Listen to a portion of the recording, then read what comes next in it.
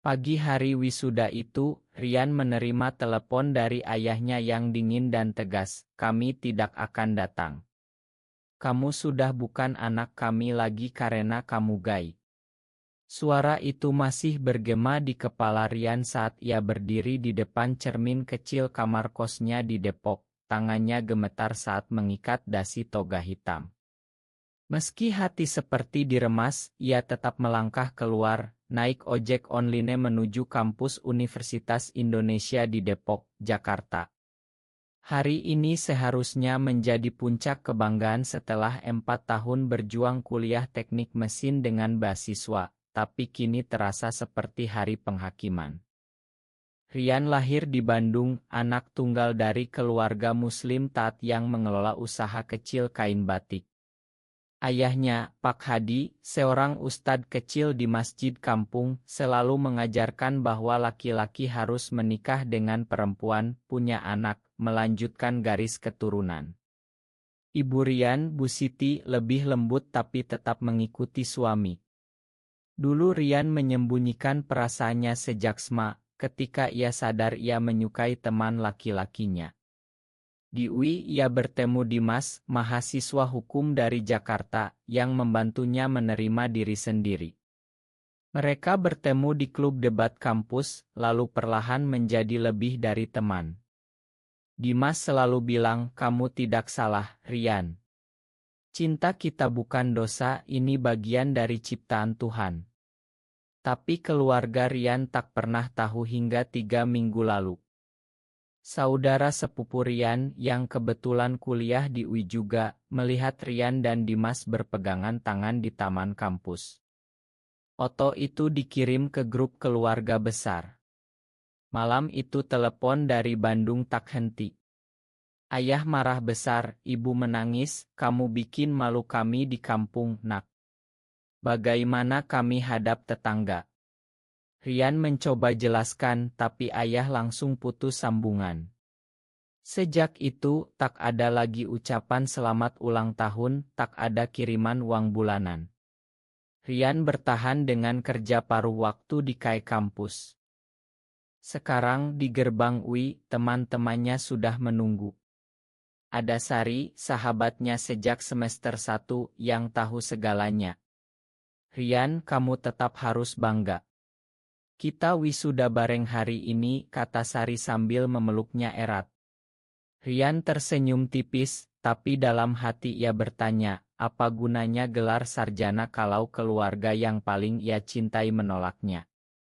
"Dimas sudah mengirim pesan pagi tadi, aku di sana, meski dari jauh. Aku bangga sama kamu."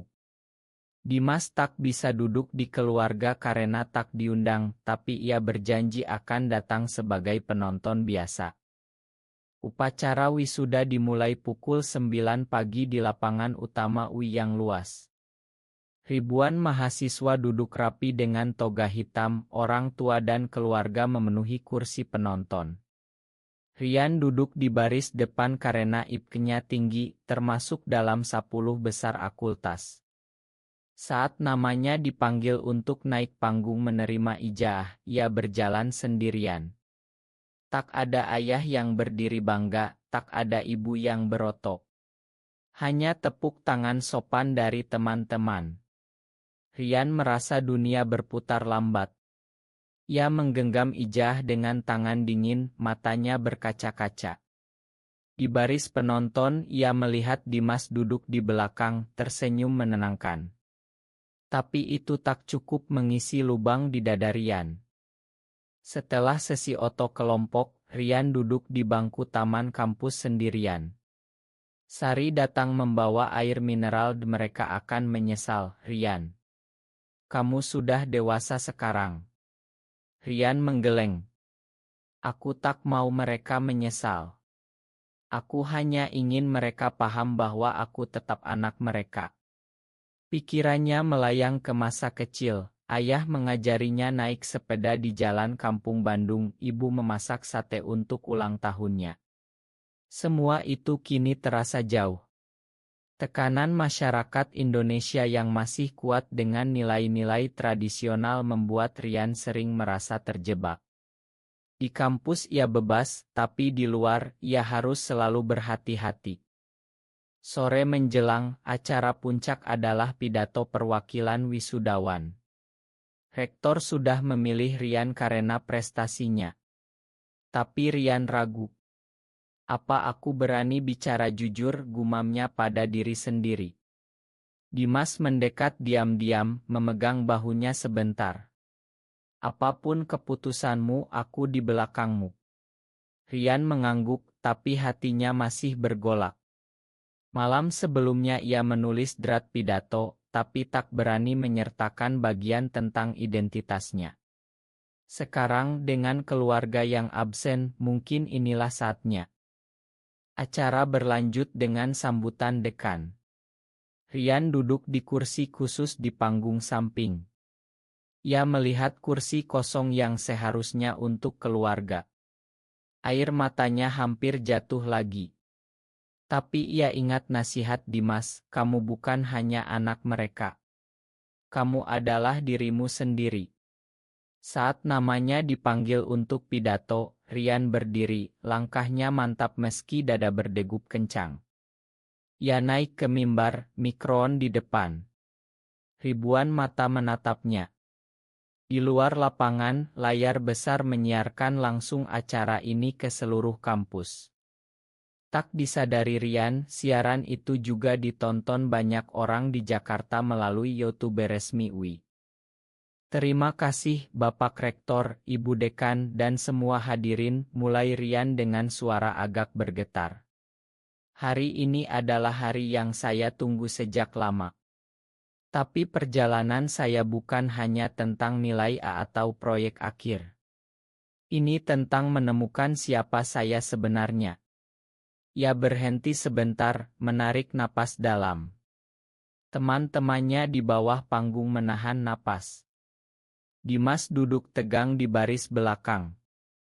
Rian melanjutkan, saya lahir di keluarga yang mengajarkan cinta dan tanggung jawab. Tapi ada bagian dari diri saya yang saya sembunyikan bertahun-tahun karena takut ditolak. Saya adalah laki-laki yang mencintai laki-laki. Saya gay. Kata itu keluar begitu saja, seperti bom kecil yang meledak pelan di udara sore Jakarta. Suasana hening sejenak. Beberapa orang berbisik, tapi tak ada sorakan atau ejekan. Rian melanjutkan dengan suara lebih kuat, saya pernah berpikir ini adalah kutukan. Saya takut kehilangan keluarga, teman, masa depan. Tapi hari ini, di panggung ini, saya berdiri dengan bangga. Karena saya belajar bahwa cinta sejati tidak memilih gender. Saya berterima kasih kepada teman-teman yang menerima saya, dan kepada seseorang yang selalu ada di sisi saya meski dunia menentang. Matanya mencari Dimas di kerumunan.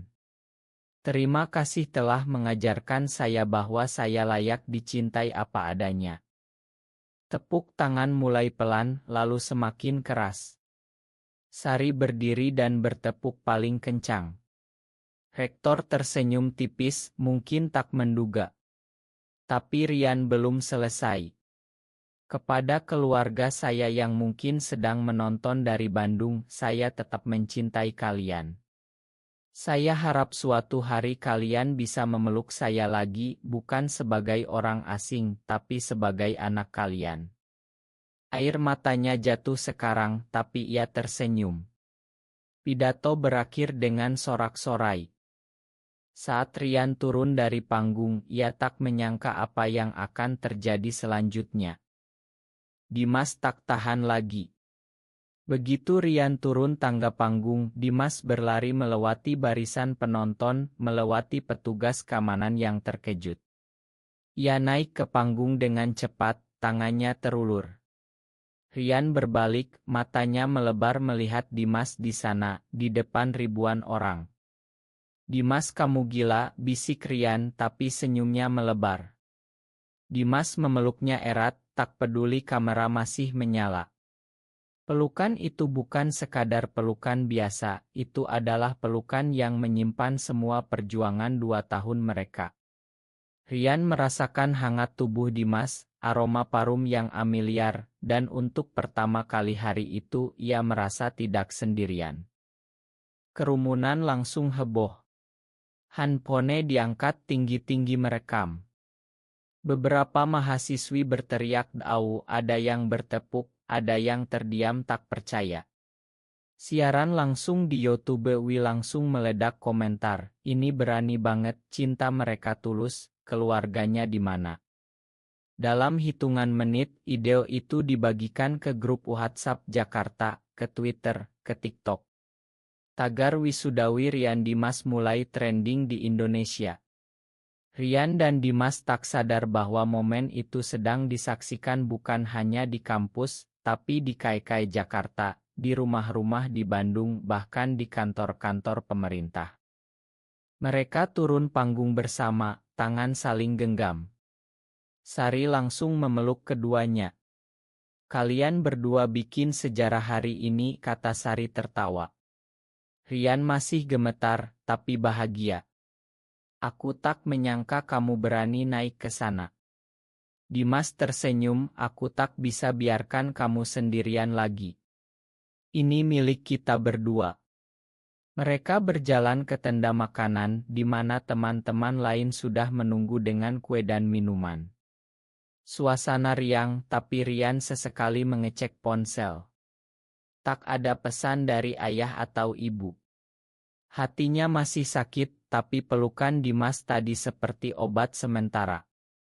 Malam harinya, setelah acara selesai, Rian dan Dimas duduk di pinggir danau UI yang tenang. Lampu-lampu kampus berkelap-kelip. "Kamu tahu nggak, hari ini aku hampir menyerah," kata Rian pelan. Dimas memegang tangannya. "Tapi kamu tidak. Kamu berdiri di sana dan bicara jujur. Itu keberanian terbesar yang pernah aku lihat." Mereka berbagi cerita masa lalu. Dimas berasal dari keluarga lebih terbuka di Jakarta, ayahnya pengacara, ibunya guru. Mereka sudah tahu tentang Dimas sejak lama dan menerima dengan syarat jangan bikin malu keluarga. Berbeda dengan Rian. Rian menceritakan bagaimana ia kecil sering diajak ayah ke masjid, belajar mengaji, dan merasa bersalah setiap kali mimpi tentang laki-laki. Di universitas, ia hampir putus asa semester 3, sampai bertemu Dimas di acara orientasi. "Kamu yang pertama bilang aku cantik saat aku pakai kemeja putih," kata Rian tersipu. Dimas tertawa. "Karena kamu memang cantik, sayang." Malam semakin larut, mereka pulang ke kos Rian. Di kamar kecil itu, mereka hanya berpelukan, bicara tentang masa depan. Dimas akan lanjut S2 hukum, Rian mencari kerja di perusahaan otomotif Jakarta. "Kita akan bangun hidup kita sendiri," kata Dimas. Keesokan harinya, berita sudah menyebar luas. Koran online Detik.com memberitakan wisudawan UI berani coming out di panggung, pasangannya naik peluk di depan ribuan orang. Video itu ditonton jutaan kali dalam 24 jam. Di Bandung, Bu Siti diam-diam menonton di kamarnya, air mata jatuh. Pak Hadi marah besar saat tetangga bertanya, tapi malamnya ia tak bisa tidur. Di Jakarta, Rian bangun dengan puluhan pesan dukungan dari teman lama, bahkan dari dosen. Tapi yang paling menyentuh adalah pesan dari seorang ibu di Surabaya, "Terima kasih sudah berani. Anak saya juga gay dan sekarang berani hidup bahagia karena lihat kamu." Rian merasa ada beban yang terangkat. Tapi ia tahu perjalanan belum selesai. Keluarganya masih diam. Dimas mengajaknya jalan-jalan ke Monas sore itu untuk merayakan. Mereka beroto di depan monumen, tangan saling genggam tanpa takut. Beberapa orang mengenali Rian dari IDEO, meminta foto bersama. "Kamu inspirasi buat kami," kata seorang pemuda. Rian tersenyum, tapi dalam hati ia berpikir tentang ayahnya. Apakah suatu hari Pak Hadi bisa bangga lagi? Sementara itu di Bandung, Pak Hadi duduk di teras rumah, memegang oto Rian kecil. Bu Siti mendekat, "Mas, mungkin kita salah." Pak Hadi tak jawab, tapi matanya berkaca. Tekanan dari tetangga dan masjid mulai terasa berat. Beberapa ustadz lain bilang, "Anak itu tetap anakmu, Hadi. Allah lebih tahu." Perlahan benih keraguan mulai tumbuh di hati Pak Hadi. 2 minggu setelah wisuda, Rian sudah mulai magang di perusahaan otomotif di kawasan industri Cikarang. Pagi-pagi ia naik kereta dari Depok, memakai kemeja rapi, tas berisi laptop. Teman kerja mulai mengenalinya dari ide Iral. "Wah, kamu yang itu ya?" Berani banget, kata bosnya suatu hari di kantin. Rian tersenyum malu, "Saya hanya ingin jujur, Pak." Bosnya, seorang bapak berusia 50 tahun, mengangguk. "Di perusahaan kami menghargai keberanian. Asal kerja bagus, tak masalah." Itu melegakan Rian. Di dunia kerja, ia belajar bahwa prestasi bisa mengalahkan prasangka, setidaknya di kota besar seperti Jakarta. Dimas sibuk dengan persiapan S2. Mereka bertemu tiap akhir pekan, kadang di kos Rian, kadang jalan ke Mall Grand Indonesia. Suatu Sabtu, mereka nonton film di bioskop, tangan saling genggam di gelap. Setelah film, mereka makan malam di warung sate di pinggir jalan. "Aku ingin suatu hari kita punya rumah kecil di pinggir kota," kata Dimas. Rian mengangguk, "Dengan taman kecil, kita tanam bunga bareng." Mimpi itu terasa nyata, tapi bayangan keluarga masih menghantui. Suatu malam, Rian mendapat telepon dari ibunya. "Nak, ibu lihat ide wisudamu." Suara Bu Siti gemetar. "Ibu bangga kamu lulus dengan nilai bagus." Tapi ayah masih marah. Rian menangis di telepon. "Bu, aku tetap anak ibu.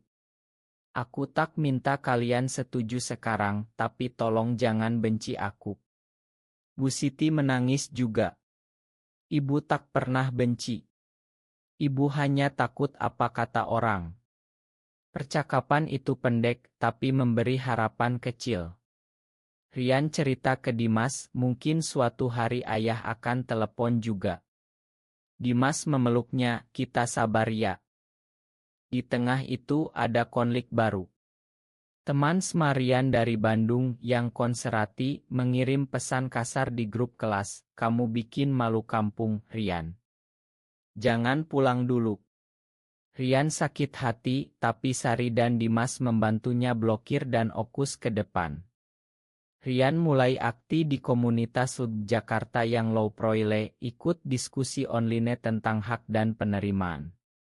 Di sana ia bertemu banyak cerita serupa, anak yang diusir, pasangan yang sembunyi. Itu membuatnya semakin kuat. "Aku tak mau sembunyi lagi," katanya pada Dimas. Suatu hari, perusahaan mengirim Rian ke proyek di Surabaya selama seminggu. Di sana, ia bertemu klien yang ternyata saudara jauh ayahnya.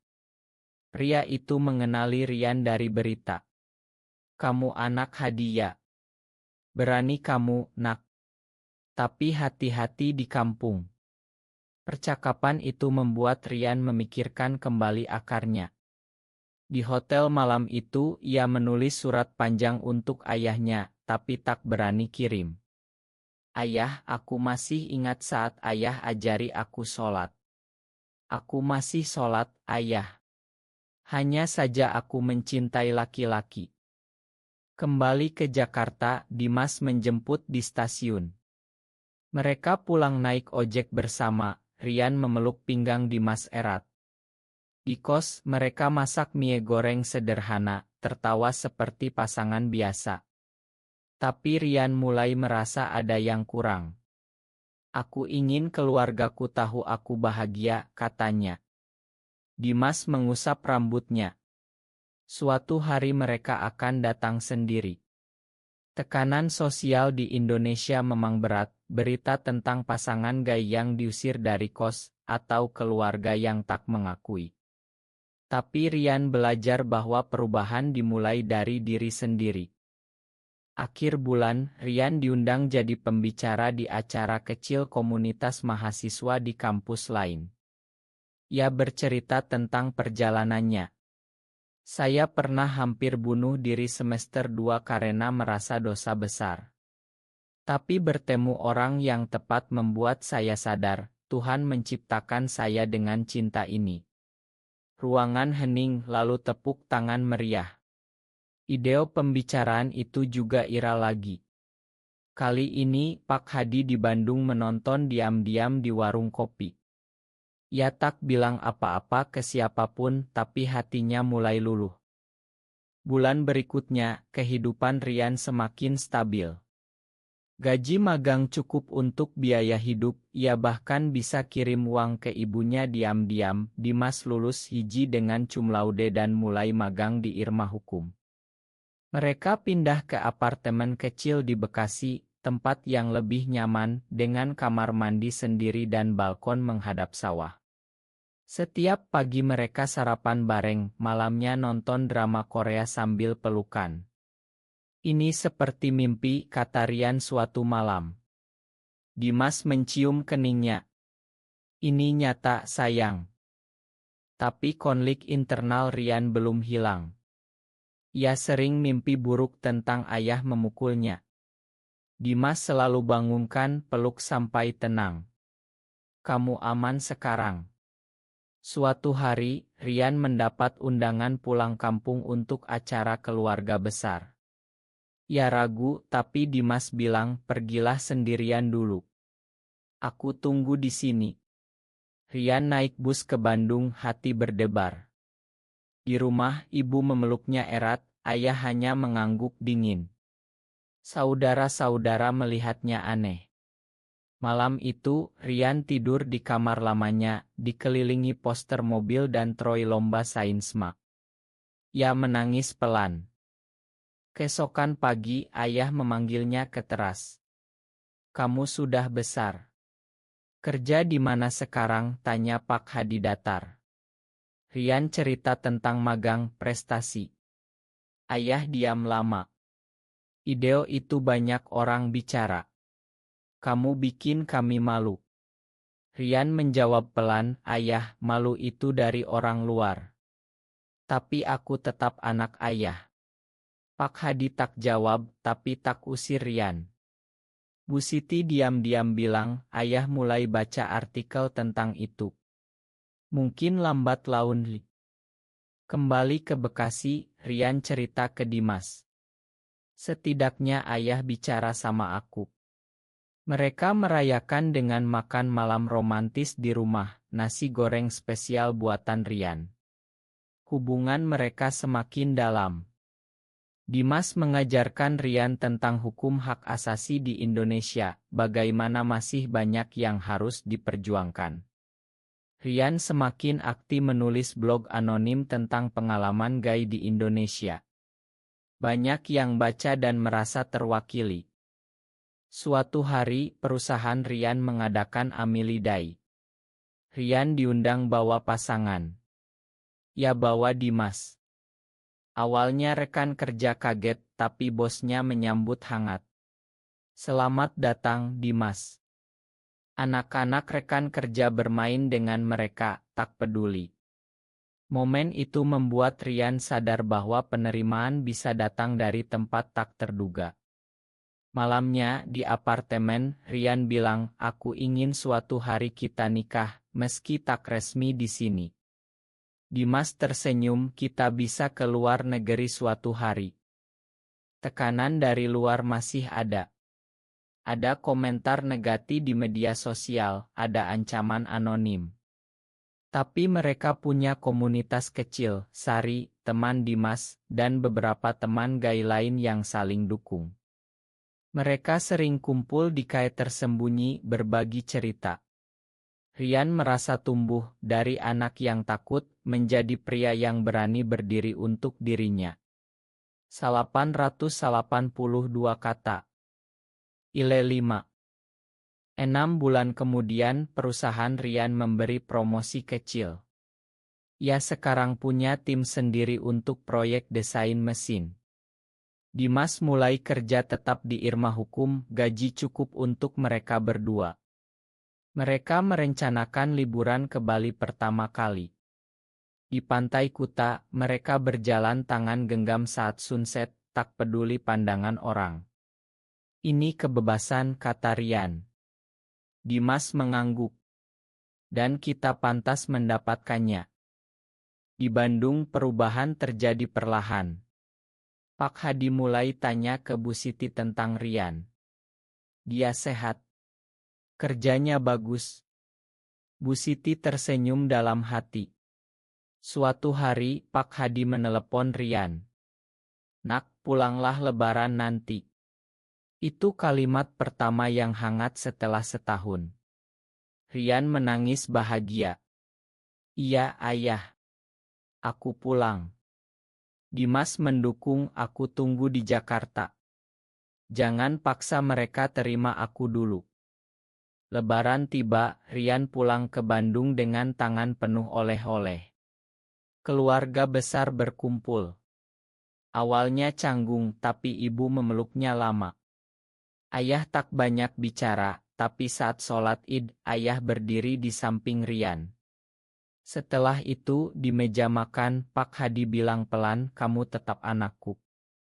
Tapi tolong jangan bawa itu ke sini dulu.